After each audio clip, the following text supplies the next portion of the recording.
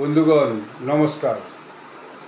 ভারতেরই উত্তরের পড়শি দেশ নেপাল, সেখানে এখন ভয়ানক অশান্তি চলছে।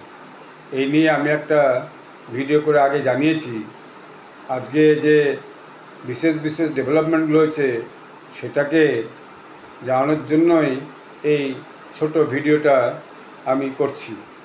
আজকে দেখা যাচ্ছে নেপালের পার্লামেন্টে জ্বালিয়ে দেওয়া হয়েছে, এর বাইরেও সেখানকার রেডিও টিভি স্টেশন সেখানেও আগুন জ্বালিয়ে দেওয়া হয়েছে, হোটেলে আগুন জ্বালিয়ে দেওয়া হয়েছে এবং যে জেল সেই জেল ভেঙে দেওয়া হয়েছে। সেই জেল ভেঙে একজন প্রাক্তন প্রধানমন্ত্রী, যিনি কোর্টের বিচারে দোষী সাব্যস্ত হয়েছিলেন, যার জেল হয়েছিল, তাকে সেখান থেকে বের করে আনা হয়েছে এবং তার সঙ্গে সঙ্গে আরও বহু কয়েদি, 1000-2000 কয়েদি সেই জেল ভেঙে বেরিয়ে পড়েছে। এইরকম অবস্থায় তাকেই নাকি একটা নতুন কেয়ারটেকার সরকারের প্রধানমন্ত্রী করা হবে বলে যে প্রতিবাদী ছাত্র যুবরা তারা এখন দাবি করেছে।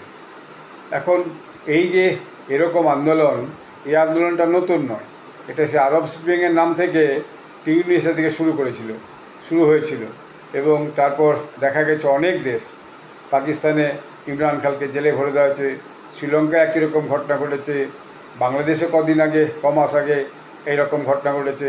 এখন সেটা আবার নেপালে আসে। আজকে নেপালের যে সরকার ছিল, তার যে প্রধানমন্ত্রী ছিলেন মিস্টার ওলি, তিনি যদিও চীন সমর্থক ছিলেন এবং চীন তাকে প্রত্যক্ষে পরোক্ষে বিভিন্নভাবে মদত করত, কিন্তু তিনি দেশের না আর্থিক অবস্থা না সামাজিক অবস্থা কোনোটাই কিন্তু সুধার করতে পারেনি। এখন অশান্তিটা এমন জায়গায় গিয়ে দাঁড়িয়েছে যে কবের যে থামবে সেটাই এখন মস্ত বড় প্রশ্ন।